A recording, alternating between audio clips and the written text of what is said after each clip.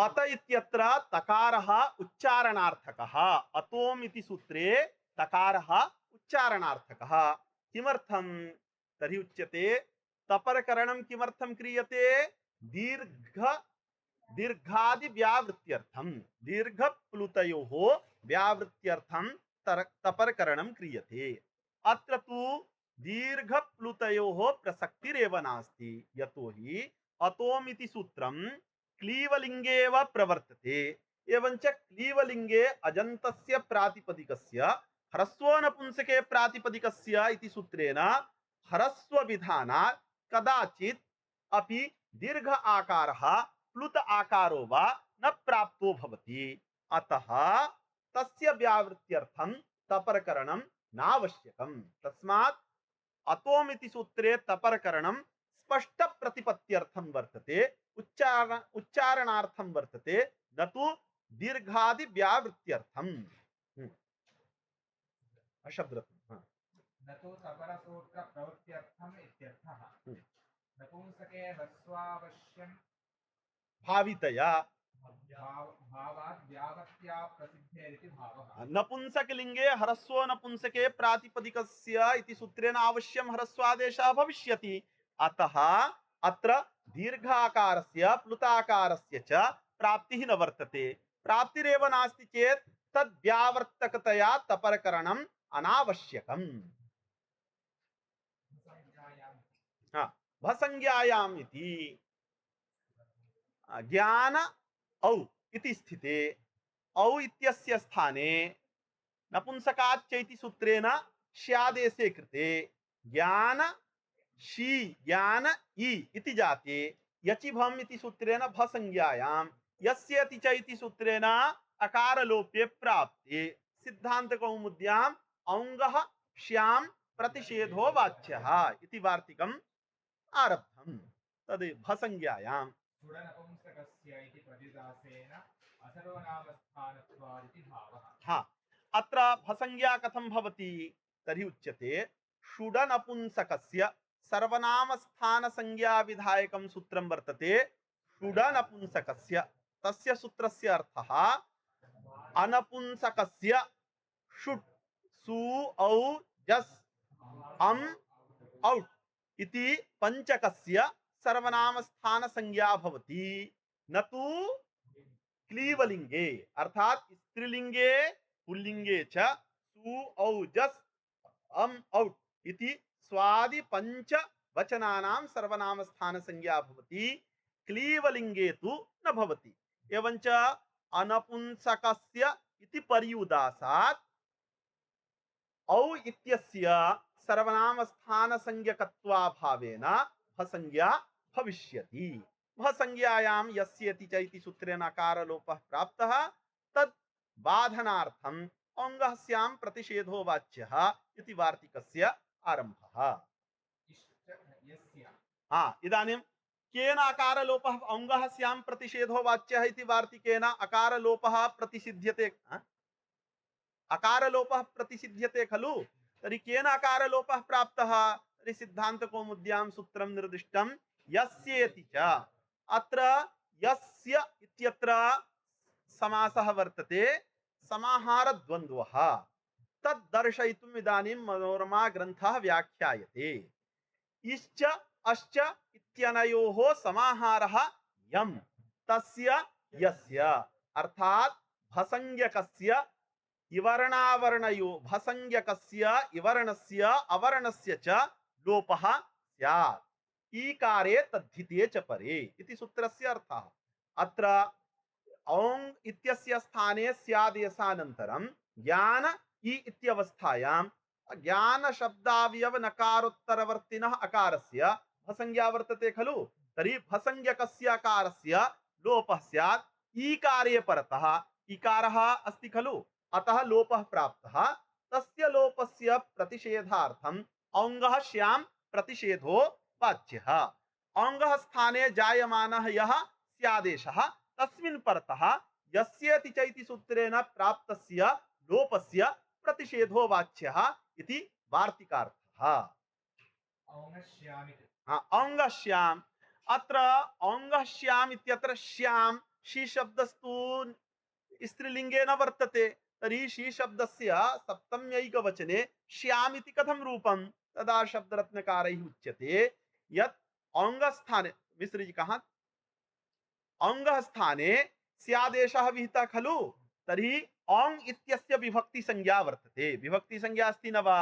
अतः औङ् वृत्ति विभक्तित्वस्य आश्रयणं क्रियते स्यादेशे, तर्हि स्यादेशः अपि विभक्तिः वर्तते खलु, तर्हि सी विभक्तिः, विभक्तिः स्त्रीलिंगे वर्तते, अतः तद्विशेषणतया सी शब्देपि स्त्रीत्वम् आरोप्यते, तर्हि विभक्तित्वाश्रयणेन विभक्त्यपेक्षया सी शब्दे स्त्रीत्वस्य सत्वात् स्याम् इति निर्देशः वर्तते इति शब्दरत्न ग्रन्थे।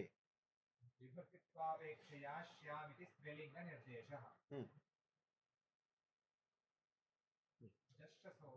जस्ससोः अत्र नपुंसकलिंगे विद्यमानात् प्रातिपदिकात् परयोः जस्ससोः स्थाने सी आदेशः एवं खलु, जस्ससोः इति सूत्रेण सी आदेशः। इदानीम् अस्य सूत्रस्य व्याख्यानम् आरभ्यते मनोरमायां। जस्ससोः इति सूत्रे जस् इति प्रत्ययः वर्तते, एवञ्च तत् प्रत्ययः इत्युक्ते सुप्रत्ययः, एवञ्च सहचरिता सहचरितयोः सहचरितस्यैव ग्रहणम् इत्यनया परिभाषया जस्सुप् साहचर्येण शस् अपि सुप्रत्यय एव गृह्यते, न तु तद्धित संज्ञकः शस् प्रत्ययः। तेन कुण्डसः ददाति, तेन कुण्डसः ददाति इत्यादौ शशः स्थाने न जस्ससोः सीति सूत्रेण स्यादेशो भवति। कुण्डसः ददाति इत्यत्र तद्धित संज्ञकस्य शसः सत्वात् एवं खलु। जसा साहचर्यात् शसपि सुवेव गृह्यते, तेन इह न कुण्डशो ददाति। शी सर्वनामस्थानम्, शी जस्ससोः स्थाने विहितस्य सी इत्यस्य सर्वनामस्थान संज्ञा भवति क्लीवलिंगे।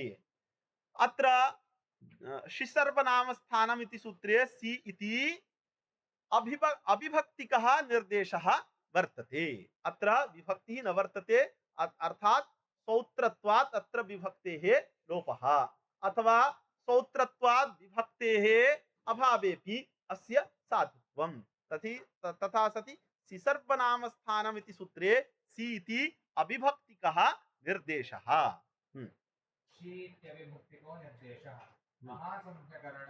इदानीं जो सी सर्वनामस्थानम् इति सूत्रेण सर्वनामस्थान संज्ञा क्रियते खलु, तर्हि सर्वनामस्थान संज्ञा महासंज्ञा वर्तते, तर्हि महत्याः संज्ञायाः करणे किं प्रयोजनं? तर्हि उच्यते प्राचाम् अनुरोधेन महासंज्ञाकरणं क्रियते, तेन अस्य ग्रन्थ पाणिनि प्रणीतस्य ग्रन्थस्य प्रामाण्यम् उपपद्यते।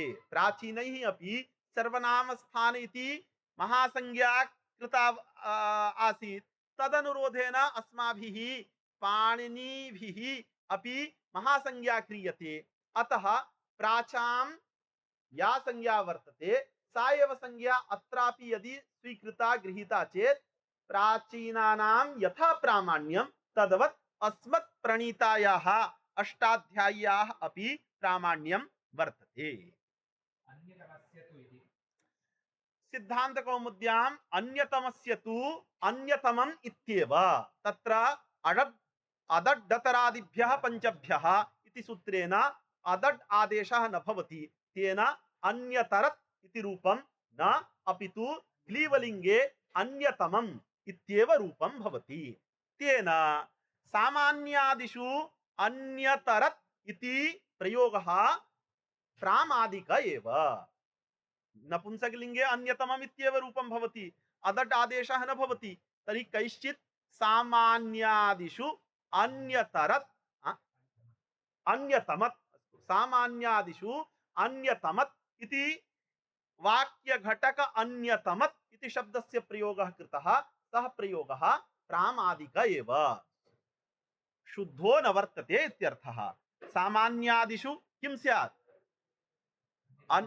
अन्यतमत् इत्यस्य स्थाने किं रूपं स्यात् तदा साधु स्यात्? उच्चैः वद। हा, अन्यतमं सामान्यादिषु अन्यतमम् इति रूपमिष्यते। अन्यतमम् इत्यस्य स्थाने अन्यतमत् इति प्रयोगः कृतः।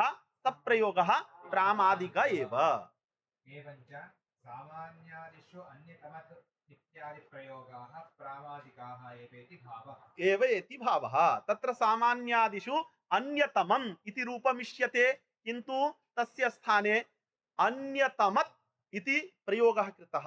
अत्र अडदादेशो न भवति, अतः येषाम् अयं प्रयोगः वर्तते तेषाम् अयं प्रयोगः प्रामादिक एव।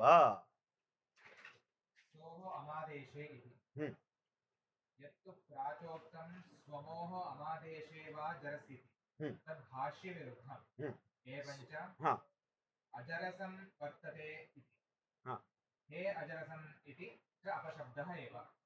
अत्र सोः स्थाने अमादेशे अतिजरम् इत्यादौ, अतिजरम् इत्यादौ सोः स्थाने अमादेशे इति सिद्धान्तकौमुद्यां वर्तते। अत्र प्रौढमनोरमायां स्वमोह अमादेशे वा जरसीति शृण्वन्तु।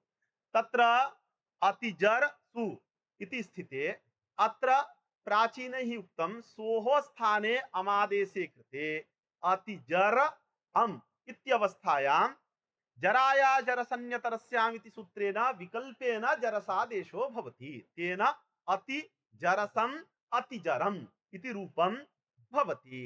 तत् प्राचीनानां कथनं भाष्य विरोधात् उपेक्ष्यं वर्तते। एवञ्च अजरसं वर्तते इति। एवञ्च अजरसं वर्तते यदा विकल्पेन जरायाः जरसन्यतरस्याम् इति सूत्रेण सोः स्थाने अमादेशानन्तरं जरसादेशः भविष्यति, तथा सति प्रथमैकवचने अजरसं न वर्तते इति अस्ति खलु। वर्तते इति पदम् अजरसम् इत्यत्र प्रथमैकवचनं वर्तते इति बोधनाय, अन्यथा पुनः अतिजरसं पश्य इत्यत्र द्वितीयैकवचनं वर्तते इति बोधनाय पश्य इति पदस्य प्रयोगः। एवञ्च अतिजरम् अतिजरसं वर्तते इत्यत्र प्रथमैकवचने रूपद्वयं भवति इति प्राचीनैः उक्तम्। द्वितीयैकवचने तु वचनेपि अतिजरम् अतिजरसं पश्य इत्यत्र रूपद्वयं। तत् भाष्य विरोधात् न स्वीकर्तव्यम् इत्यर्थः। अजरसम् इति च अपशब्दः एव। हे अजरसम् इति तु अपशब्द एव। अपशब्द इत्युक्ते अयं प्रयोगः न भवति। प्राचीनानान्येपि हे अजरसम् इति रूपं न भवति। कुतः? अजरसं पश्येति तु प्रयोगः साधु। अजरसं पश्य, अजरसं पश्य इत्युक्ते प्राचीनानान्ये द्वितीयैकवचने अतिजर अम् इत्यवस्थायाम् अत्र विभक्त्यादेशः भवति पूर्वं, तर्हि अम इत्यस्य स्थाने अमादेशः, तदनन्तरं जराया जरसन्यतरस्याम् इति सूत्रेण जरसादेशः। अतः अतिजरसं पश्य इति द्वितीयैकवचने तु रूपं भवति, किन्तु संबुद्धौ संबोधने अतिजरसं हे अतिजरसम् इति रूपं प्रामादिक एव। किन्तु अमादेशे कृते जरसि इति प्राचः उक्तिः एव असाध्वी। अमादेशे कृते परत्वात् जरस् इति प्राचाम् उक्तिरेव असाध्वी। असाध्वी इत्युक्ते प्राचाम् इयम् उक्तिः साध्वी न वर्तते। परत्वात् जरसः न्याय्यत्वात्। परत्वात् जरसः न्याय्यत्वात्, यतो हि पूर्वं भाष्ये नुमजरशोः प्राप्तयोः परत्वात् जरसादेशः विप्रतिषेधेन परत्वात् जरसादेशः इति भाष्ये उक्तं खलु। तर्हि भगवता भाष्यकृता परत्वात् जरसादेश एव स्वीक्रियते, न तु विभक्त्यादेशः। अतः विभक्त्यादेशात् प्रागेव जरसादेशः वर्तते। पूर्वप्रतिषेधे प्रमाणाभावाश्च। प्राचीनैः किमुच्यते? जरसादेशात् प्रागेव पूर्वविप्रतिषेधेन विभक्त्यादेशो भवति। तर्हि यत्र यत्र पूर्वविप्रतिषेधः इष्यते तत्र सर्वत्रापि भगवता भाष्यकृता परिगणनं कृतं वर्तते। कुत्र कुत्र पूर्वविप्रतिषेधेन कार्यं भवति। तत्सर्वं महाभाष्ये भगवता भाष्यकृता परिगणितं वर्तते। अत्र जरशादेशात् प्रागेव विभक्त्यादेशः पूर्वविप्रतिषेधेन, इदं तु भगवता भाष्यकृता पूर्व विप्रतिषेधेन प्रयुज्यमान कार्येषु न परिगणितं वर्तते। तस्मात् भाष्य प्रामाण्येन अर्थात भाष्य विरोधात् पूर्व विप्रतिषेधेन जरशादेशात् पूर्वं विभक्ते स्थाने आदेशः न भवति। अतः प्राचाम् उक्तिः असाध्वीरेव। शान्तमहतः संयोगस्य शांत संयोगस्य महतश्च यह नकारः तस्य उपधायाः दीर्घः इति सिद्धांत कौमुद्याम् अर्थः भट्टोजी दीक्षितेन प्रतिपादितः। अत्र सूत्रस्य व्याख्यानं कुर्वता भट्टोजी दीक्षितैः उच्यते शांत इति लुप्त षष्ठीकं पदम्, अर्थात शान्तस्य संयोगान्तस्य इत्यर्थः। शान्तेति पृथक् पदं लुप्त षष्ठीकं वर्तते, अर्थात शांत इत्यत्र षष्ठी विभक्ति आसीत्, तस्याः षष्ठ्याः लोपः अभवत्। अतः शांत इति लुप्त पृथक् पदं लुप्त षष्ठीकम्। संयोगस्य इत्यनेन समानाधिकरण्येन अर्थात अभेद संबंधेन अभेद संबंधेन संयोगस्य इत्यत्र शांत इत्यस्य अन्वयः। अत्र शान्तः यः संयोगः तस्य यः नकारः महतश्च यः नकारः तस्य उपधायाः दीर्घः असंबुद्धौ सौ इति सूत्रस्य अर्थे अत्र सूत्रे यत् उपधा ग्रहणं कृतं वर्तते तत् उपधा ग्रहणं पूर्वस्य उपलक्षणं वर्तते, न तु पारिभाषिक उपधा पदार्थ बोधकम् उपधा पदम्। यतोहि पारिभाषिक उपधा पदार्थ यदि उपधा पदेन स्वीक्रियेत तर्हि शान्तः यः संयोगः, शान्तः इत्युक्ते सकारः अन्ते वर्तते यस्य संयोगस्य सः संयोगः शान्तः। तर्हि शान्तः अस्ति चेत् अत्र सकारः अन्तः अन्ते वर्तते चेत् ततः पूर्वं कोऽपि हल वर्ण एव भविष्यति। तर्हि अलोन्त्यात् पूर्व उपधा अन्त्यात् अलः पूर्व वर्णः उपधा संज्ञको भवति। तर्हि यदि शांत संयोगः वर्तते चेत् अन्तिमः वर्णः कः?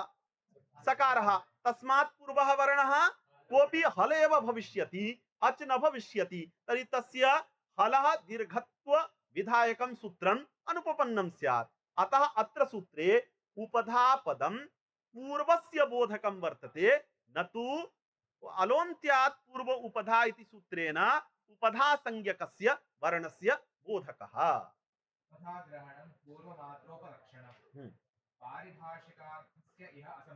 पारिभाषिकार्थस्य इह असंभवात्।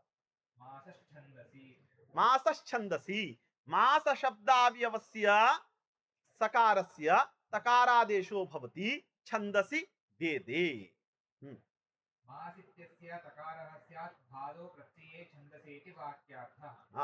मास शब्दावयवस्य सकारस्य स्थाने तकारादेशः स्यात् भादौ प्रत्यये परतः छन्दसि वेदे वेदे इति सूत्रार्थः। तस्य उदाहरणं माद्भिः शरद्भिः इति मंत्रघटक माद्भिः इति। तत्र मास् भिस् इति स्थिते अत्र मासश्छन्दसि इति सूत्रेण भादौ प्रत्यये परतः मास शब्दावयवस्य सकारस्य स्थाने तकारादेशः। तर्हि माद्भिः अत्र जस्त्वे तकारस्य स्थाने जस्त्वे कृते माद्भिः इति रूपम्। इत्युदाहरणम् इत्युक्ते एतद् वाक्यघटक माद्भिः इति उदाहरणं। यतोहि अस्य मासश्छन्दसि इति सूत्रस्य सर्वम् उदाहरणं न वर्तते, अपितु मन्त्रघटक माद्भिः इति उदाहरणम्।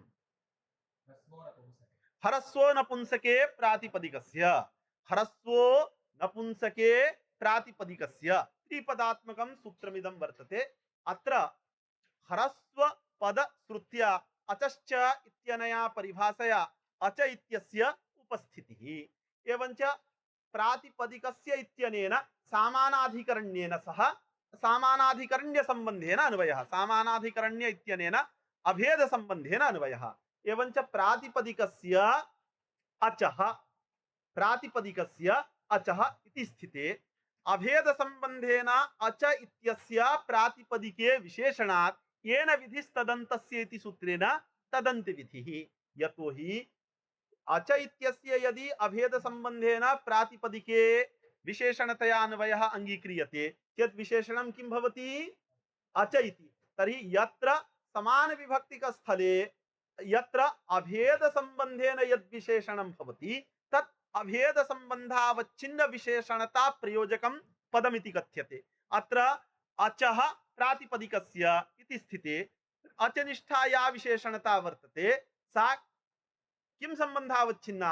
अभेद संबंधावच्छिन्ना। एवञ्च अभेद संबंधावच्छिन्न विशेषणता प्रयोजकं पदं भवति अच इति, तत् तदन्तस्य उपस्थापकं भवति इत्यर्थकेन येन विधिस्तदन्तस्य इति सूत्रेण तदन्त विधौ अजन्तस्य प्रातिपदिकस्य अयमर्थः लभ्यते। तथा च सूत्रार्थः नपुंसके विद्यमानस्य अजन्तस्य प्रातिपदिकस्य ह्रस्वो भवति। अत्र यदि सामानाधिकरण्येन अन्वयः न अंगीक्रियते अपितु वैयधिकरण्येन अन्वयः क्रियते तन् न सम्यक् भवति। यतोहि संभवति सामानाधिकरण्ये वैयधिकरण्यस्य अन्याय्यत्वात्। अत्र वैयधिकरण्येन अन्वयः स्यात् तथा सति नपुंसके विद्यमानं यत् प्रातिपदिकं तदवयवस्य अचः वैयधिकरण्येन इत्युक्ते अभेदातिरिक्त भेद संबंधेन। तर्हि अत्र यदि वैयधिकरण्येन अन्वयः इष्यते चेत् प्रातिपदिकस्य इत्यत्र अवयवावयवी भावरूप संबंधे षष्ठी स्वीकार्या। एवञ्च नपुंसके विद्यमानं यत् प्रातिपदिकं तद् अवयवस्य अचः ह्रस्वं स्यात् इति सूत्रार्थः स्यात्। तर्हि अत्र अच पदार्थ प्रातिपदिक पदार्थयोः अभेदातिरिक्त भेद संबंधेन अन्वयः वर्तते। सः अन्वयः नोचितः संभवति सामानाधिकरण्ये वैयधिकरण्यस्य अन्याय्यत्वात् इति नियमात्। एकम् अस्तु, अत्र वैयधिकरण्येनापि बहुत्र अन्वयः अंगीक्रियते खलु। वैयधिकरण्ये एकाचो वचो भस् झसन्तस्य स्थोः इत्यादौ अपि वैयधिकरण्येन अन्वयः दर्शित एव। तर्हि अत्र वैयधिकरण्येन अन्वयः स्वीक्रियते। तथा सति भट्टोजि दीक्षितैः उच्यते सुबाग् ब्राह्मणकुलं, सुबाग् ब्राह्मणकुलं, सुष्ठुबाग् यस्य ब्राह्मणकुलस्य तद् ब्राह्मणकुलं सुबाग् ब्राह्मणकुलम्। अत्र यदि वैयधिकरण्येन अन्वयं स्वीकृत्य नपुंसके विद्यमान प्रातिपदिकावयवस्य अचः ह्रस्वादेशः विधीयेत तथा सति सुबाग् घटक बकारोत्तरवर्ती आकारस्य स्थानेपि ह्रस्वादेशः स्यात्। तत् यतोहि नपुंसकलिङ्गे विद्यमानं प्रातिपदिकं वर्तते सुबाग् इति। सुबाग् इत्यत्र बहुव्रीहि समासस्य सत्वेन अन्य पदार्थः वर्तते ब्राह्मणकुलं, तद् नपुंसके वर्तते, अतः तद् विशेषणमपि नपुंसकलिङ्गे स्वीकार्यम्। एवञ्च नपुंसकलिङ्गे विद्यमानं प्रातिपदिकं सुबाग् इति, तद् अवयवः अच्पदबोध्यः बकारोत्तरवर्ती आकारः वर्तते, तस्य स्थाने ह्रस्वादेशः स्यात्। एवञ्च इष्यते सुबाग् ब्राह्मणकुलम् एवं स्यात् सुभग ब्राह्मणकुलम्। यदा सामानाधिकरण्येन अन्वयः अंगीक्रियते तथा सति बाक् नपुंसकलिङ्गे विद्यमानस्य प्रातिपदिकस्य हलन्तत्वं वर्तते, अजन्तत्वं नास्ति। अतः अजन्तत्वाभावात् अत्र ह्रस्वो नपुंसके प्रातिपदिकस्य इति सूत्रेण ह्रस्वादेशः न भवति। पठन्तु। इह ह्रस्वश्रुत्या अचः इति उपस्थितम्, तेन प्रातिपदिकस्य विशेषणात् तदन्तविधिः इत्यतः आह अजन्तस्येति। प्रातिपदिकस्य अचः इति तु न व्याख्यातम्। संभवति सामान्य प्रातिपदिकस्य अचः अर्थात् अत्र प्रातिपदिकस्य अचः चेत् अवयवावयवी भाव संबंधेन अन्वयः स्वीकरणीयः भवेत्। अवयवावयवी संबंधः भेद संबंधः, तदा वैयधिकरण्येन अन्वयः स्वीकरणीयः भवेत्। संभवति सामानाधिकरण्ये वैयधिकरण्यस्य अन्याय्यत्वात् इति नियमेन प्रातिपदिकस्य अचः ह्रस्वं स्यात् इति अर्थस्तु न स्वीकृतः। सुबाग् ब्राह्मणकुलम् इत्यादौ अतिव्याप्तेषु। सुबाग् ब्राह्मणकुलम् इत्यादौ किञ्च यदि वैयधिकरण्येन अन्वयः स्वीकृतः स्यात् तर्हि सुवाक् ब्राह्मण कुलम् इत्यत्र वाक् शब्दावयव वकारोत्तरवर्तिनः आकारस्य स्थाने ह्रस्वादेशश्च प्रसज्येत नेष्यते। अतः सूत्रस्य अलक्ष्ये प्रवर्तनात् लक्षणस्य अलक्ष्ये प्रवर्तनात् अत्र अतिव्याप्ति स्यात्। सन्निपाते हाँ? सन्निपाते हाँ।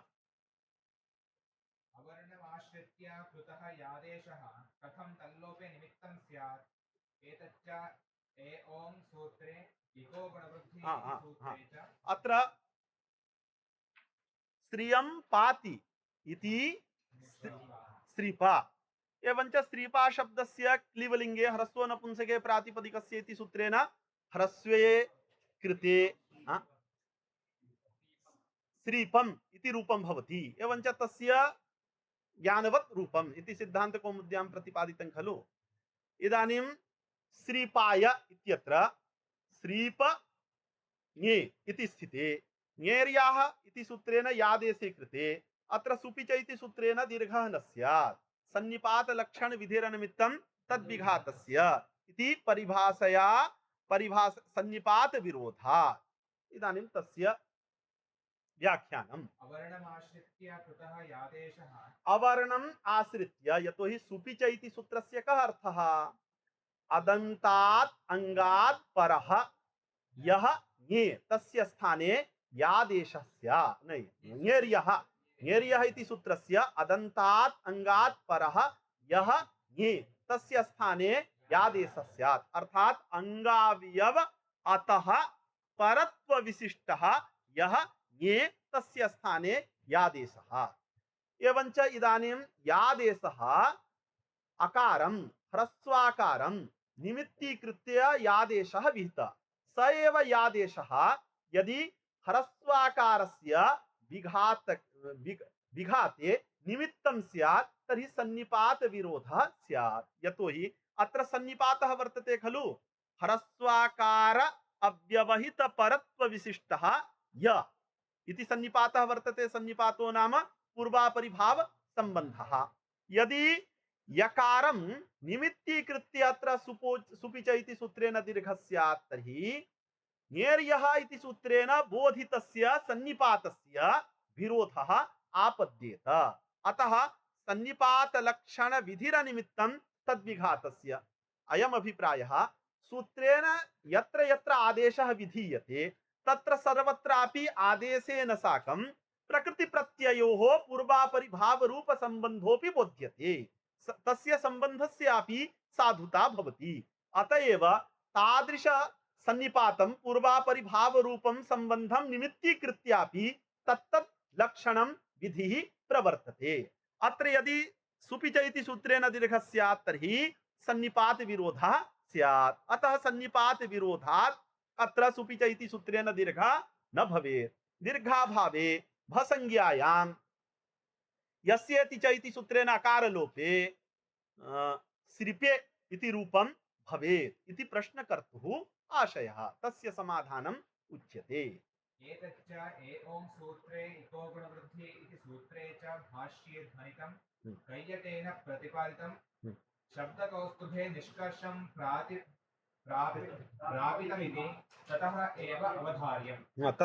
तर्हि तत्र सिद्धान्तकौमुद्यां किम् उक्तं? सुपि च इति सूत्रेण दीर्घकर्तव्यतायां सन्निपात परिभाषा न प्रवर्तते। अतः अत्र कुतो न प्रवर्तते? यतोहि कष्टाय क्रमणे इति निर्देशेन इयं परिभाषा अनित्या वर्तते। कष्टाय क्रमणे इति निर्देशेन इयं परिभाषा अनित्या वर्तते। न यासयोः इति सूत्रघटक यासयोः इति निर्देशेनापि सन्निपात परिभाषायाः अनित्यत्वम् इति पूर्वम् आगतम् आसीत् खलु। अतः इयं परिभाषा अनित्या वर्तते। तस्मात् अनित्यत्वात् अस्याः परिभाषायाः प्रवृत्तिः न भविष्यति। अतः श्रीपाय इत्यत्र दीर्घः भविष्यति। एतत् ये ओम् इति सूत्रभाष्ये कैयटे च अथ च शब्दकौस्तुभे अस्माभिः निर्णीतं वर्तते। तत एव अवधार्यम्। एवञ्च या धातौ शुभै या शब्दस्य क्लेबस्य न एवंच या धातो हाँ एवञ्च या शुभम शुभम यातीति शुभम या तरी या शुभम या शब्दात् चतुर्थ्यैक वचने ञे प्रत्यये अत्र ह्रस्वो नपुंसके प्रातिपदिकस्य इति सूत्रेण ह्रस्वादेशे कृते शुभम य इति स्थिते यादेशे कृते चतुर्थ्यैक वचने शुभम याय इति रूपम इष्यते किंतु प्राचीनैः शुभम ये इति रूपम दर्शितम तन्न युक्तम यतोहि ह्रस्वादेशे कृते शुभम य ये इति स्थिते अत्र यदि सन्निपात परिभाषया दीर्घः न भविष्यति अथ च यस्येति च इति सूत्रेण यकार लोपः अकार लोपः एव आदौ भवति चेत् अत्र ङेर्यः इति सूत्रस्य अप्रवृत्त्या सुपि च इत्यस्य अप्रवृत्त्या यत् शुभम ये इति रूपं दर्शितं तत्तु न युक्तम् एवमेव सप्तमी एकवचनेपि सप्तमी एकवचनेपि शुभम या ङि अस्ति शुभम या ङि अत्र किं ज्ञानवत् रूपम् इष्यते खलु तर्हि शुभम ये इति रूपम् अत्र इष्यते किन्तु प्राचीनैः इत्युक्ते कस्य अयं ग्रन्थः अस्ति इति टीकाकृद्भिः नोक्तं प्रक्रिया कौमुदी अपि मया दृष्टा तत्रापि एतादृशः प्रयोगः न माधवेन माधवीय धातुवृत्तो अस्ति तन्न आदर्तव्यम् इति भट्टोजिदीक्षितस्य आशयः। एवञ्च या धातौ शुभय्या शब्दस्य क्लेशस्य नै शुभय्या इति माधवेन उदाहृतं तन्न आदर्तव्यम् इति भावः हाँ गुरुजी इदानीम् अवकाशः दातव्यः अस्ति तर्हि 10 निमेषाणाम् अवकाशः।